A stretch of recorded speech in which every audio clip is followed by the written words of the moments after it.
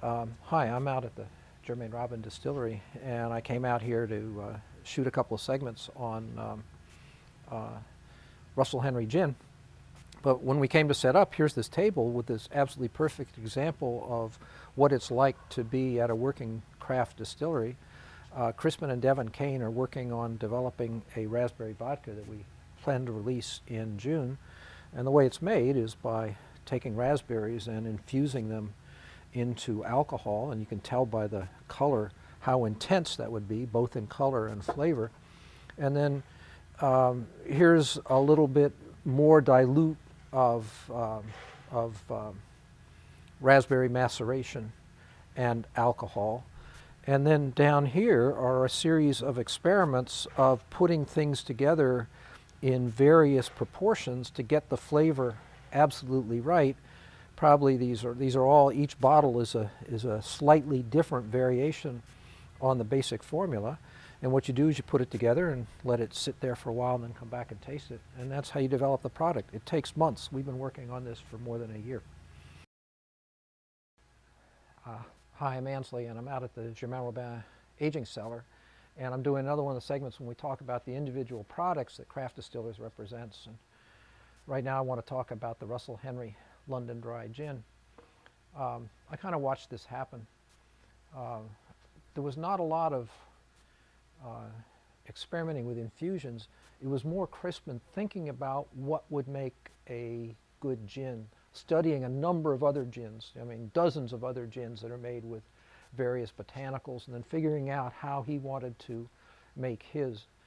And it's just a phenomenal work of creative imagination, of assembling a group of spices, botanicals and so forth, roots as a matter of fact, orris root, and herbs, and putting them into alcohol and allowing it to sit for a period of time, which is always an iffy question.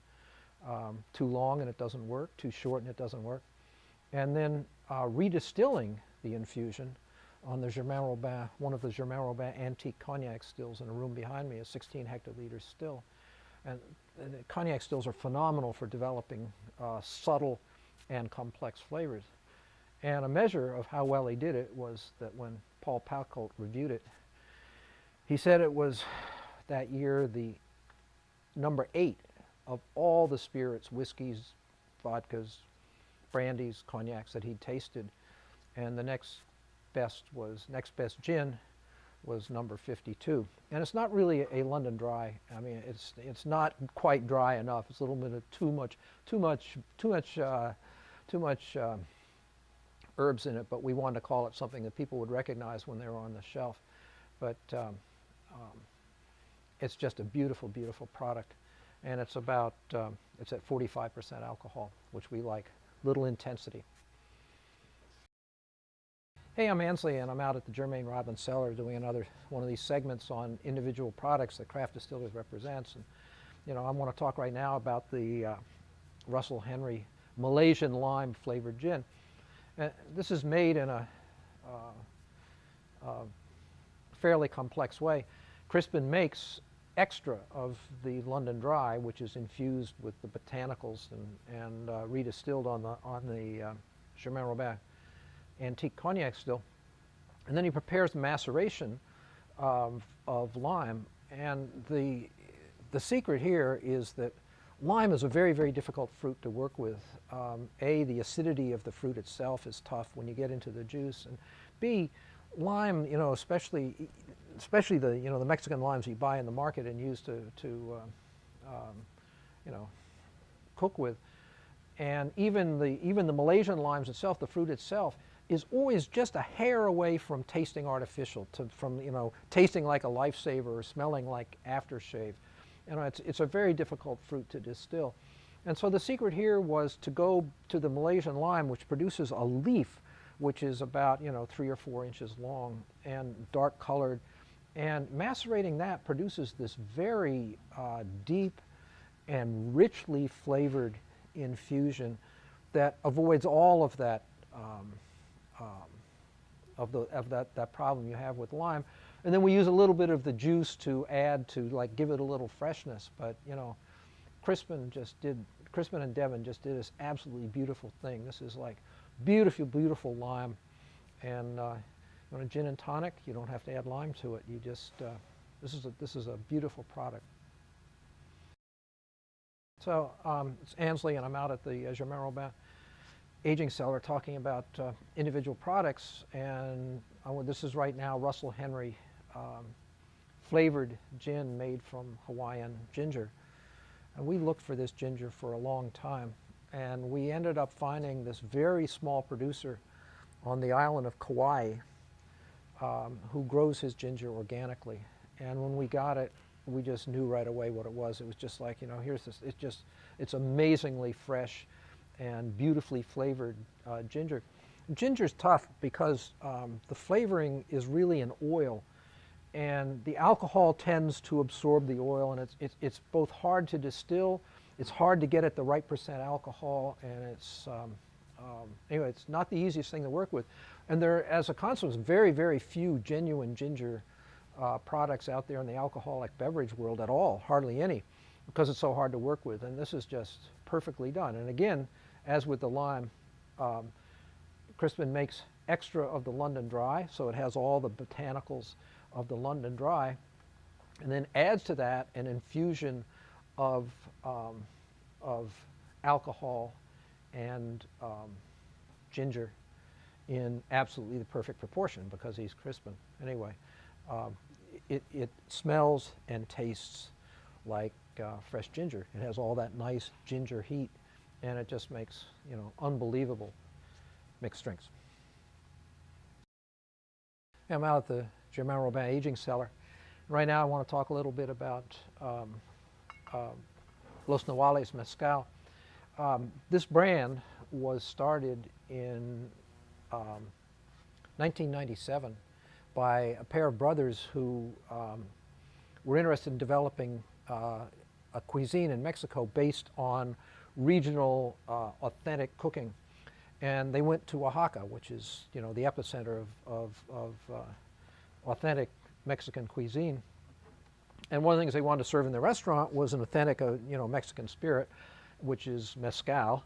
And not everybody knows this, but tequila is a mezcal, and mezcal is anything that's distilled from the agave plant, which is indigenous to Mexico, and was a very important food and beverage source for the, you know, Aztecs, and the Zapotecs. But and they bought an old distillery in this town that had a lot of mezcal producers in it, and they bought this funky old distillery and fixed it up and started making mezcal. And they had the insight to hire a guy named Hector Vasquez, who got inside the process and actually changed some of the distillation methods, some of the aging methods, some of the fermentation methods. And, you know, to my mind, this is the finest mezcal that's being produced on a regular basis in Mexico. It's a really beautiful product. And it's called Los Nahuales because it started out, I have a bottle of Los Danzantes here. It started out as Los Danzantes, and then I found out by happenstance that that name already exists for wine, and it was trademarked. And so, you know, I went back to them and said, you have to change the name. And this was back in about 2004, and they changed it to Los Nahuales. But what's most interesting about this product is that they have been working on this, you know, now for about 18 years, and there's this continuum process of, you know, slight improvements. Can't we do this instead of that? Can't we pick it? Maybe we're going to pick these agaves a little bit later so they're a little more mature. All these little tiny details of roasting and fermenting, crushing, and so forth. And that's what it really takes. You can't just start and do one of these things, and make a great spirit. You can't just start. You can't read a book. You can't just take over what's in front of you. You have to work with you. Craft distilling is this interplay between product, you know, ingredients, and a still and a human being. And the longer somebody good works at that, the better the product gets. Okay, I'm talking now about one of the one of the bottlings of Los Nahuales Mezcal. And right now I'm going to talk about the Joven. Joven means it hasn't been aged significantly, at least not in oak. They tend to make this and let it sit around for 4 or 6 months because it just improves the product to let it just sit for a while. But this is made in in a very old-fashioned way, in a distillery that the Los Danzantes restaurant people built out in outside of the city of Oaxaca, and it's made from what we sell is made from espadín, which is a cultivated agave, and you know. An agave weighs about, espadín weighs somewhere around, 80 to 100 pounds. And they bring them to after they've harvested them, they bring them to the distillery, cut them into halves or quarters, put them in a fire pit, and they build a fire, cover the fire with rocks, put the agaves on top of the cut up agaves on top of the rocks, and then cover that with wet tarpaulins, and then cover it with dirt and let it sit for about 2.5 days while it roasts. Then they crush and ferment it in wood tanks. And what's nice about these people is that they're very conscious of how important it is to do everything absolutely right, and to work at it and adjust your distilling techniques to the particular agaves you've been brought. And as a consequence, after they've been working on these, this is probably 17 years worth of experience with espadín at this particular distillery, is it's sort of absolutely perfect. There's absolutely no sense of alcoholic burn, even though it's usually about somewhere like about 47%.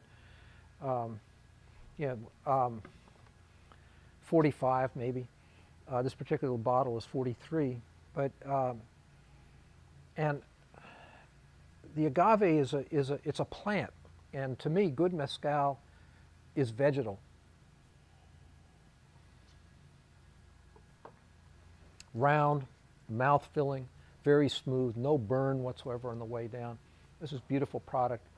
It puts most tequilas to shame. Mezcal distillers leave the agave solids in the still when they distill, and the tequila producers filter it out so they're distilling only liquid, and it really shows up. This product is amazingly rich and complex.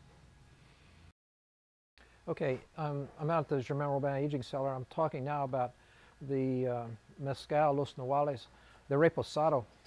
Reposado, it's just Spanish for rested. It means it spent time in a barrel. And by Mexican regulation, you can't call it reposado unless it's been there for 6 months. And of course, most of the big guys, they want to get it out on the market as soon as possible. But these guys actually do it about 10 to 11 months. They're trying to get this perfect balance of oak. And what's interesting about this particular reposado is that they're using French oak. These are French oak brandy barrels, cognac barrels, being used to lend a little oak and a little maturation. And what's nice about French oak is the lignins tend to turn into something that seems a little bit sweet. And so you get this nice extra complexity from this beautiful oak that they're using. And the mezcal's a little bit smoky when you make it this way because it's been roasted over a fire. They use mesquite, so it has, has a pronounced smokiness to it. But when it's merged with the oak, the people who like this best tend to be people who drink malt whiskeys. It's got that same combination of, smokiness and oak. But it's a lot richer than any scotch that was ever made. I mean, this really 9 months of aging lets the flavors kind of settle down, integrate. The oak helps with that, and this is just beautifully balanced. This is when we show this at events, this is what people like best.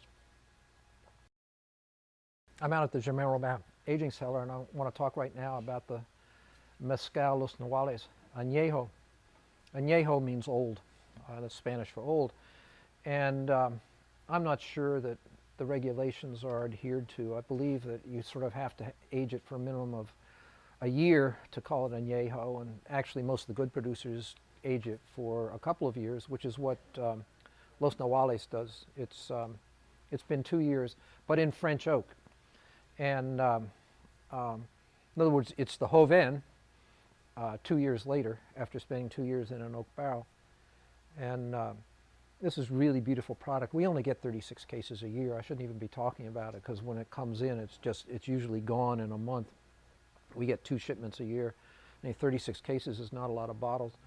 But what aging does to product like this is deepen it and allow the complexities that are inside it to combine in ways which, you know, unless you've done it, it's hard to predict. But so you get this thing that's almost completely integrated, no sense of, you know, disparate flavors and so forth, and then just this deep, profound richness that comes from beautiful product that's been aged.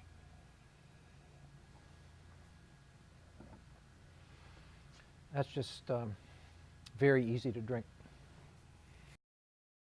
I'm out at the Germain Robin aging cellar, and I'm talking right now about Mezcales Alipus, Alipus Mezcals.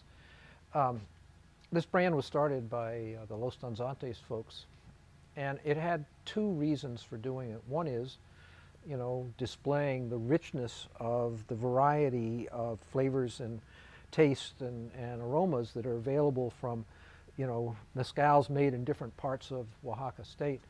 And the second was to keep this thing going. I mean, this, at the time, there used to be thousands of mezcal distilleries in Oaxaca State, and now it's in the hundreds, and disappearing fast because, you know, people, you know, are increasingly more willing to go to Los Angeles and become gardeners than work for 50 cents an hour making mezcals for local consumption. So Los Danzantes pays these guys well over market for their product, and has, over this 20-year period or 18-year period, nudged them towards altering their production methods so they produce a slightly cleaner, richer, and you know, basically better mezcal than the methods they grew up with. That takes some doing to persuade somebody who's been making mezcal for 20 years to sort of make his cuts a little bit differently, but has really paid off. So these products, these mezcals come from 4 different distilleries that are, you know, all several hours drive away from Oaxaca in various locations. They vary by, they're all Espadin, but they're hillside Espadin. All of these are grown on hillsides or on mountains, so they have a little bit more intensity. And then they're grown at different altitudes. And of course, everybody distills a little bit differently. And they're grown in the Espadin is grown in different soils. So these are very distinctively, they're quite different from each other. I'm talking right now about an individual Alipus producer. This is Don Valente Angel in a town called San Andres. This is the Alipus San Andres, which is about 2 hours drive south of Oaxaca, and then back in the hills a little bit. And his agaves are grown at about 5,000 feet, and the terrain around there is very sort of like gently rolling hills, and it's fairly terraced. I mean, the hills tend to sort of like terrace out and then drop off a little bit and so forth. And this is Espadin, but the soil has a lot of chalk in it. And I learned in cognac that, or you know, from drinking French wine, that chalk is a very good thing to grow product in that you're going to distill. And this is an older man. He's about 62 years old, I think. And, you know, so he's been doing this probably for 45 years. And he just knows his stuff. And every one of, you know, every batch of agaves you get is slightly different. But, you know, he always seems to absolutely nail, you know, there's never anything wrong. His products are very clean.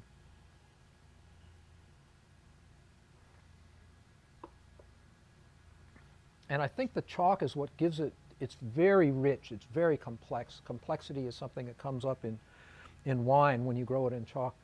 And just amazingly floral. I have no idea whether that's the altitude or the soil or, you know, what his microclimate is like, but got this very flowery nose. It's a beautiful product.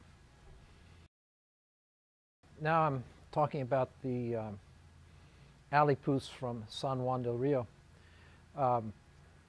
This is made by a fairly young man.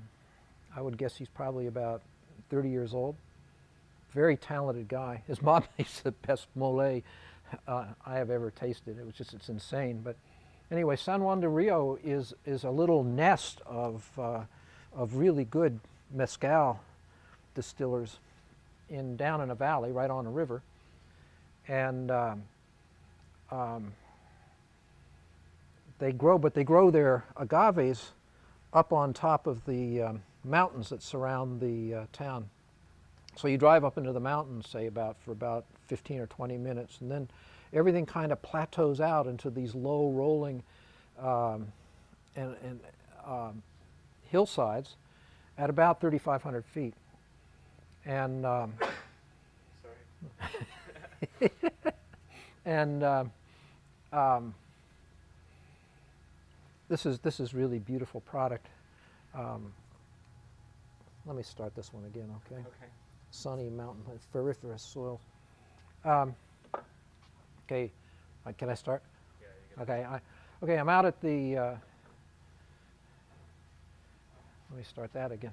Okay, now I'm going to talk about the Alipus from San Juan del Rio. This is a town that's down in a valley right along a river, pretty steep banks actually going down into it. You go downhill for quite a while to get to it.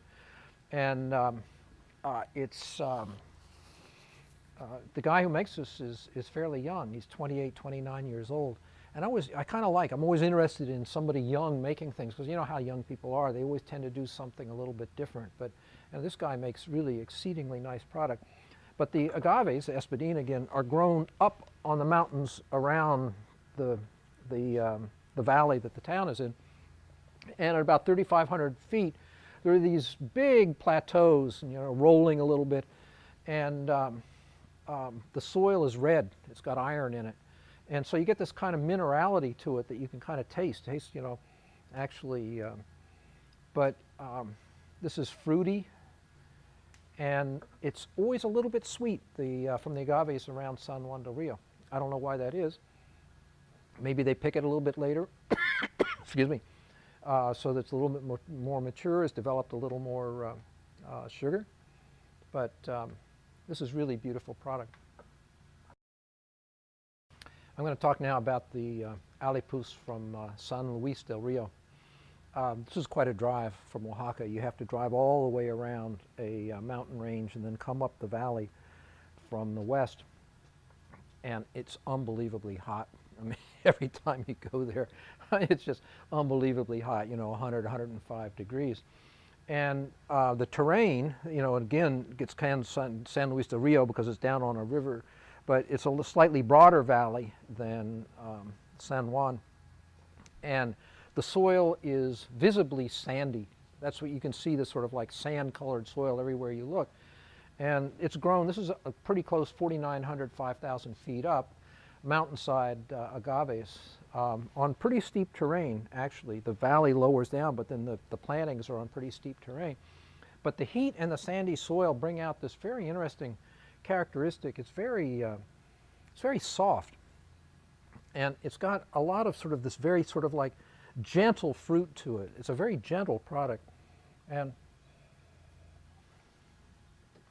you have there's no question when you tell it nicely fruity. There's this really nice aromatic fruit in it. But what's interesting to me about it, you're tasting the three of them, is that, this is so different from the other ones, even though it's grown supposedly or distilled supposedly from the same agave. But it just shows you what the microclimate and the terrain and the soil do to the agave. And, this is just purified, concentrated agave juice fermented. This is very, very easy to drink. I'm going to talk about the Alipus from Santa Ana del Rio, Eduardo Hernandez. This is a pretty remote little village. It's tiny. It's got, number of the people in the village are like 200 or something. And, it's Rio, the village is on a river. but it's very steep. It's back in the mountains, and the around there. This is again at about 5,400 feet, mountainous, white soil. So there's chalk in it, rocky soil. This is a very mineral product, and this guy, when we were shooting a video about how to make artisan mezcal, we were sitting there and talking to him about, and his dad was there.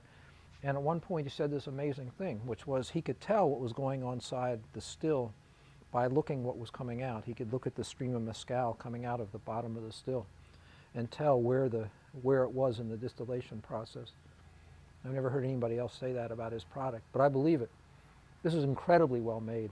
It's very focused. It's nicely fruity. It's got a little sweetness to it. It's incredibly well balanced, very clean. As you can tell, this is one of my favorites.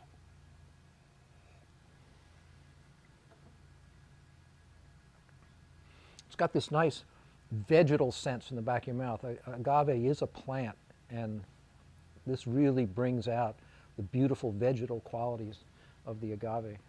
This is an incredible product. And you know, on all of these things, we hold the price down on purpose. We want people to be able to afford this stuff. This could be $80 bottles and nobody have any complaint about quality, but this is an amazing product. Hey, I'm out in the German my aging cellar, and right now I want to talk about Mescalero. This product is very dear to my heart. I dreamed it up because when I was talking to Jaime Munoz of Los Danzantes about Los Nogales and then again about Alipus, I realized that what was happening was that at any of these things, any level of production, basically what you're doing when you bottled something, let's say 1,000 cases, was that was, you know, like 10 batches or something that had all been, you know, distilled, you know, fermented, and they'd been prepared in batches. In other words, you can only roast so much agave at a time in one of those pits, and then you ferment it, and then you distill it, and then you roast some more, and you ferment it and distill it. And by the time you've gotten to like having 1,000 cases of it, which is, you know, like 12,000 bottles, one batch out of one of those, you know, palenques, roasting pits, tends to be about, you know, more like 1,000 bottles. So you have to do it 10 or 12 times in order to get a batch that's a commercial size. And what was missing from that was, you know, the individuality that one batch can have, because every batch is different from another. You ask any distiller worth his salt and he'll tell you the same thing never comes off the still, even from the same, let's say in our situation, grapes, exactly the same grapes, same wine, each run is slightly different. And then the other thing that I had been shown was agave tobala, which is made from wild agaves, and when poking around in that, I discovered that there were a number of wild agaves that people could distill, and they weren't very well represented. So I proposed to Jaime that we make a brand which consisted of taking one of his, you know, his great Alipus distillers and saying to him, make us something that's local and that is at least 50% wild agaves, often 100%, but at least 50%. And we're just going to bottle one batch at a time. So right now, actually, we're in Mescalero number 12. We're in our 5th year with Mescalero. So, and you know, a batch tends to be somewhere between 700 and 900 bottles, which takes a guy a month to make, starting from the delivery of the. And wild agaves are amazing. I mean, you know, it's like wild anything, like wild strawberries or wild raspberries. They always have this beautiful intensity of flavor, but you know, they tend to be tiny or hard to get to or in places where you can't find them very well. And so that's why people tend not to be able to use them for, you know, making commercial jams or whatever you're going to make out of it. But, you know, this stuff, they go out into the hills with burros, and if it's a big, you know, like, what's the one, Tepestate, which is a big agave, you know, they have to cut it in half, and they can only put one of them on each burro. So you can imagine how long it takes to put together about the 7 tons of agaves that it takes to make a batch to fill a palenque. But anyway, you know, these guys have been working with Los Danzantes for a long time. They really know what they're doing. All of these products are beautiful. Right now, the one I'm tasting is number 8, which came from Santa Maria La Pila.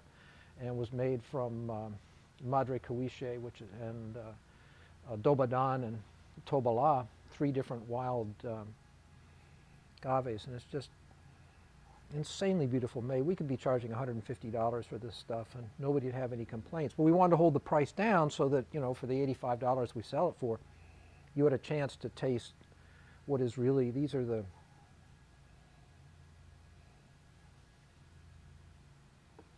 best mezcals on the market, bar none. I'm not saying that because I thought it up. It's just how it is. And right now, this one hasn't been released. This is Mescalero number 12, which is what? About 700 bottles, made from an agave called Cupriata, which grows in Michoacan up in the highlands. And it's a pretty scarce plant. And one batch.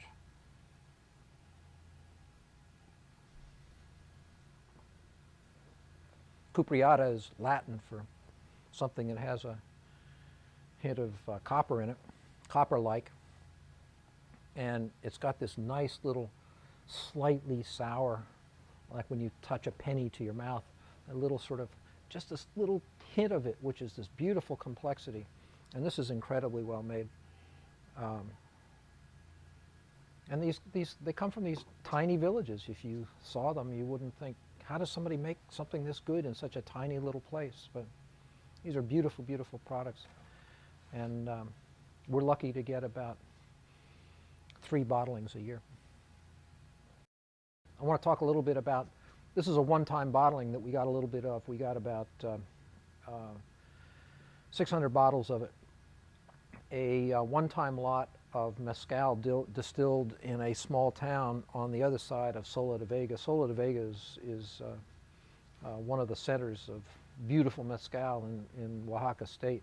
You cross a mountain range and come down in a valley, and then it's a lot of Tobala, wild agaves in those mountains. But anyway, this is San Miguel, which is you go across another range on the other side of Sola de Vega and come down, and then there's this amazingly steep canyon-like valley going down to a broad plain where there's a river. And these guys live on this hillside. They talk to each other with walkie-talkies. It's not fun to walk around up there. But anyway, this is about 80% Espadín grown up there and 20% Arauqueño, which is a wild agave, and has this sort of like very feral nature to it. It's very intense. But these are, the reason it's such a small batch is these guys have these little tiny stills that are made out of clay pots. They're not metal stills. They're made out of, they're ceramic. They're made out of clay. And you can taste it. It's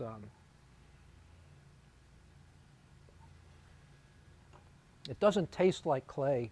You just get this nice round sort of like soft feeling in your mouth, which is, to my mind, it's like if you've ever touched wet clay, how your fingers just slide over the surface, very, very sort of this colloidal experience as you slide around on a piece of, you know, wet pot before it's been fired. And it has that experience in your mouth, so you get this beautiful, and it's also very soft product. It's intense, which is amazing to me, that it can be both intense, whoa, but it's also soft at exactly the same time. We were lucky to get this. We had to pay a little bit more for it, but that's how it goes. This is really worth drinking. Russell Henry London Dry Gin.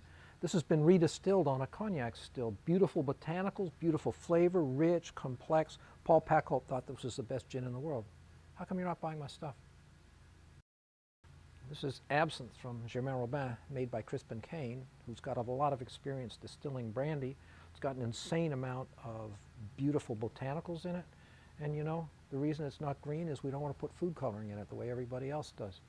How come you're not buying this stuff? Alipus mezcals are really distinctive.